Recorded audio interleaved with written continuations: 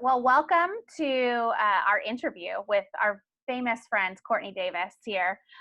Courtney has been kind enough to join us, and her and I just wanted to chat a little bit about hosting a growth group meeting or even a class or small group meeting via Zoom. So I know a lot of our groups are doing that this season, and that is a lot different than meeting in person. And so, Courtney, thanks for being here.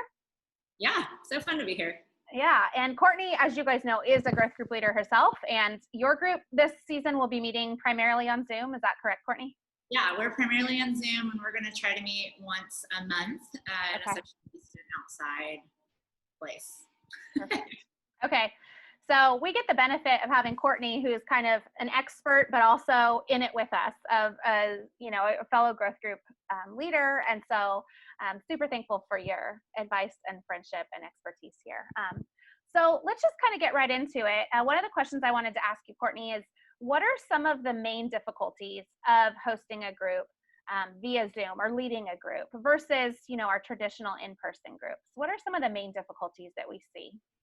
Yeah, certainly a lot of people experience this in the spring, but this idea that you don't have eye contact in the way that you do in a living room. And so what we call turn taking in the communication world, like how you signal to somebody that it's their turn to speak, is really not possible in Zoom. And so you have to use verbal cues, and we'll talk maybe a little bit more about that and how to be more directive in your leadership, but you can't just lob a question and then hope that you catch someone's eye and you can interpret whether or not they're ready to respond.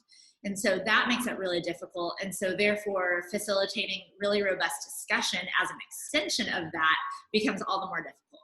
So I think that's a big piece of it. Even though we have visuals of people, it just doesn't, I can't know whether or not I'm making eye contact with you or the person who's in the square next to you. Right. That explains why I keep talking over people in Zoom meetings. And that's another thing, is that we don't have great experience, even though a lot of us have been on Zoom for at least the last 6 to 7 months, but we don't really understand the norms of when other people are going to speak and when we should speak. We have delays that we would love to believe that it's absolutely perfect and so close to face, but there are delays. Yeah. And so that makes it, a little bit more awkward. Yeah, that's really tricky. So one of the primary things we're trying to do is have this great discussion time that leads to some like fruitfulness or building relationship at the very least. And that's like automatically hindered. Yeah, real challenging, which I'm sure a lot of you have experienced at work, but also in groups potentially in the spring. And, Matt and I really pivoted the same time that you guys did related to growth groups. And so we had to kind of fly by the seat of our pants and then figured out how to incorporate some other thoughts and practices along the way. Yeah, that's good. So what are some, like speaking really practically, if you had to give like 3 to 5 tips that are like, okay, leader, as you go into this season, it's nice that we were kind of all frantic in the spring and it was like, just do your best. But now that we have some time to prepare and we have some like this fresh start to our groups, what are like 3 to 5 just practical tips you would give to leaders as they start to think about how to lead their groups well over Zoom? Yeah, I think the first thing is we've got to keep it much shorter than you would in person. So I think most people max out, especially if they've been on Zoom for work or are helping kids with remote learning on the computer, just even all that screen time, we've got to keep it much shorter. So we're talking about an hour to an hour and a half. Okay. And that it's not even necessarily discussion the whole way through, that maybe there are. So my second thing would be about breakout groups and really use the functionality that allows for people to be in smaller settings so that people actually contribute and get to hear from a variety of voices. So do smaller breakouts and keep those groups consistent. So you will be tempted to just fly by the seat of your pants every week and reassign people because they should get to know other people. But if we're going to try to develop depth of any sort, especially as we think about spiritual depth and growth, you want that to be happening in stable groups where people know one another and are building a trust over the course of the growth group season. So set out ahead of time that you're going to have smaller groups. In our growth group, we are doing groups of 4. Okay. And so I'm talking like 3 to 4 really make them smaller. And then perhaps what we do is we have a separate set of 4 for prayer. So we have 2 different groups. Every member of our group is part of 2 different smaller breakouts, one for Bible discussion and one for prayer. But again, keep them smaller and keep them consistent. So even if only one other person is in prayer with you that week, that's where you are, because that's where you need to be. And keeping that consistent is huge. You're not going to share new prayer requests if there's someone who's not familiar with your prayer request from last week. Right. And then I think the last part, I would say, like maybe the third thing, is to be directive. So because we don't have that eye contact and understanding turn taking, we need to call people out by name, use their names, help them to understand that they're not only allowed to speak, but are invited to speak. So you might start with a question that says, so let's talk a little bit about our week this week. Let's talk about highs and lows.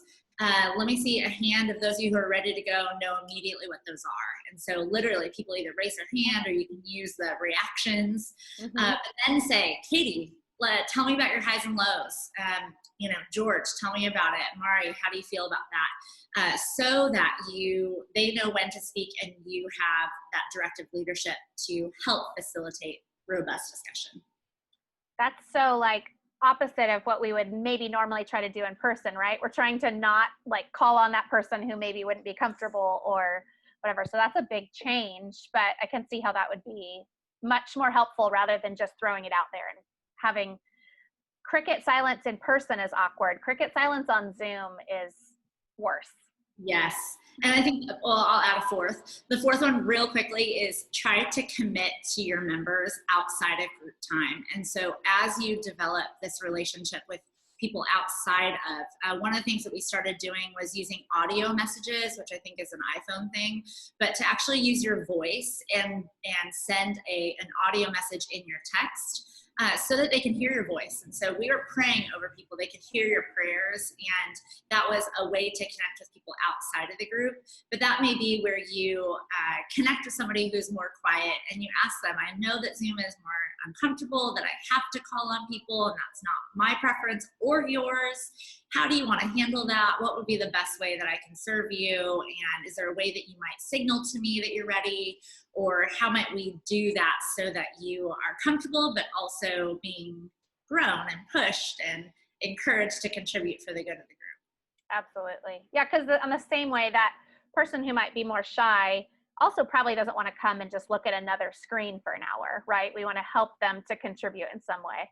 And those smaller breakout groups should help those more quiet people who are more likely to contribute when there are fewer people in the room. Yeah, that's great.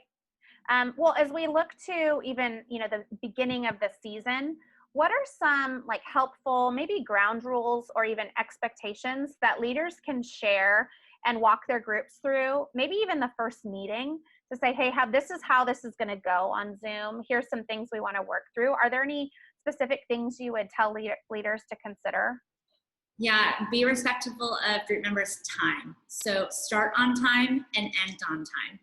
We have this thing in our group, it used to be called after nines. I think right. It's going to be after 9:15s, but after 9, so that people feel like they can go, that they're working and they've got kids and they've got, responsibilities in other ways. And so to start on time and to end on time, I think is a major expectation to help your group members understand that the expectation is that you're there every week.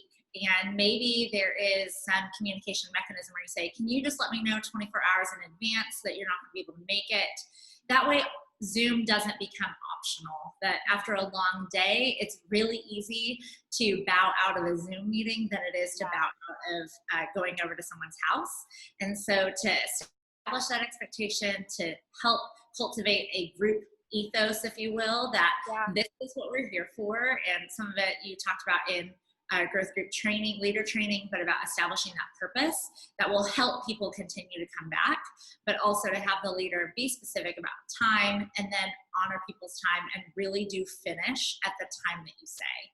That will encourage them to come back because they know and you've set expectations to do that. So I think that's the major thing. If there are other things that you had about, we're going to do an icebreaker, we're going to study the Word of God for this period of time, put those time markers in so that everybody knows. You don't have to hold that close to your chest. There's nothing secretive about it. I plan to do an icebreaker and hang out for about 20 minutes, and then we're going to study the Word of God for 30, and then we're going to pray for 20, and we're done. And so then they know and you know, and everything flows a little bit better because you're not holding all the cards at the same time. We always say, or Michelle Lewis always says in women's prayer, there's nothing unholy about setting a timer, right? Like it doesn't decrease the fruitfulness of our conversation, or there's nothing more holy about being surprised at what might come next.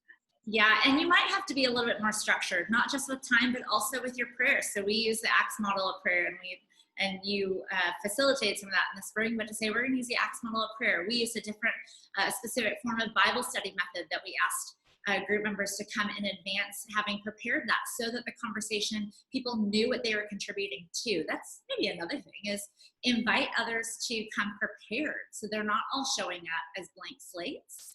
But there may be an opportunity to make your time more fruitful because you've already studied the passage, and now you can have a conversation, and you're more likely to avoid the crickets because they've already had time to process and they've already come prepared and have something to say.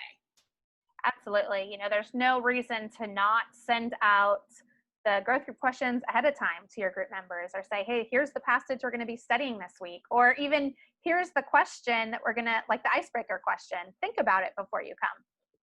Yeah, absolutely. That's great. Well, like you said, you guys have, you did the online group in the spring, and then we'll continue now in the fall. I'm curious, just because you are a growth group leader, what are some things specific to your group that you guys tried out to foster either, community or relationship building, or just caring for your group members well? What are some things that you tried out that were really great? And then what are some things maybe that you're like, yeah, that didn't work at all? Did you have any of those? I don't know if you had any of those. I do, and if you ask any of our growth group members, just because I wrote a book doesn't make me a perfect leader. So we're all learning, and that's helpful. When I think about building community, I go back to Acts 2, and I think there's something really beautiful about breaking bread. And so I think I've told this story to a couple of you, but Matt got on the sourdough baking train, and so he baked a loaf really early on in COVID, and we were all able to, I individually packaged them on our doorstep, and people could come to our house. Now, that was an existing group that was used to coming over to our home, and so there was something nice about coming to our home on a Wednesday, which is the night that we have growth group, where they could pick up bread, and we could partake of the same bread for communion on a Sunday. Our last growth group, we did a whole bunch of desserts, and I think that's something we're going to carry forward. So I think every other week or something, we'll just have 2 or 3 people drop off desserts on our front doorstep that then everyone else can come pick up. And there's something communal about sharing on Zoom. We're going to go to Zoom, but also we're eating Naomi's, right, bread that is remarkable. And there's something, very communal about that, and a shared experience besides seeing faces on screens. And it also provided for a lot of informal conversations. So we were home, and people would drop by and just knock on the door, and then they'd go to their car, and you could have sort of a very socially distant conversation here and there to connect. So I think that's big. I think Matt and I had talked a lot about desserts, and because we're at 7:45 p.m. after. But, figuring out a way that you can break bread together. I know that there are other groups who have actually said that they're going to eat dinner together on Zoom. And so there are lots of ways that you don't have to necessarily do the whole logistics of having it at your own home. But home is a meaningful place for some of your members. There's something actually very physiological and visceral about being in a place where you know that this thing happens. And so bringing people to that place can be meaningful also. So I think that's something that we're going to carry forward and is helpful. I think the other thing is giving away leadership. So in the spirit of directive leadership, really saying, that 15, 20-minute icebreaker question, we're going to hand that whole section off to another leader. And so or another member, and to say, hey, I'd love for you to come up with the icebreaker question. I'd love for you to facilitate that. So I'd like you to think about and I'll give you tips, right? Like we did today is you call on people, but you're going to facilitate it. Make sure you get everybody involved. And that decreases the amount of time they hear from us as the leaders. Right. Or from one another. And you also get to know a little bit more about each other because of the questions that you ask. So I think that's really helpful. Some of the things that didn't work as well, I think we tried to change up the breakout groups early on, and that didn't work. So keeping those consistent, as we talked about earlier, and trying to keep the whole group together for the whole time really doesn't work. That there's got to be some degree of movement or some change of people that you're seeing. So that didn't work very early on, and so that's the move to the breakout groups and keeping those. Got it. That's awesome. I know I was thinking about when you were talking about directing leadership and, you know, giving away maybe something like the icebreaker, and how as leaders we take on so many things, but we also in other parts of our life realize we're not good at everything, or maybe don't love doing everything. You know, I think of, like, I always tell my husband Steve, like, he's the game guy. Like, there's no need for me to come up with a game when he's in the room, you know? Right. And so if we are leading a group together, like, he is coming up with the game. That's a silly example, but there may be people in your group who are really skilled at things and that would excite them to come to their group meeting on a weekly basis that much more as well. Yeah, it is really wild. I was, talking with Matt in preparation for our conversation. I said, what would you say about some of these things? And one of the things he said was, gosh, leading on Zoom is not the easier way to go. It's the harder way to go. And so to really elevate the expectations, because it is a lot to consider all of these additional variables and the ways in which the technology is both helpful but also challenging. Even this brief conversation, don't be overwhelmed. I would just say, like, don't be overwhelmed. Try something.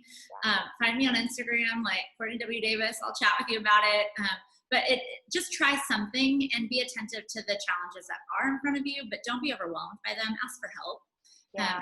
Help, not just from me, but from your group members. And they're going to really feel like they're more a part of and own the group when you invite them to do that, which is truly, like, by definition, a win-win. Yeah, absolutely.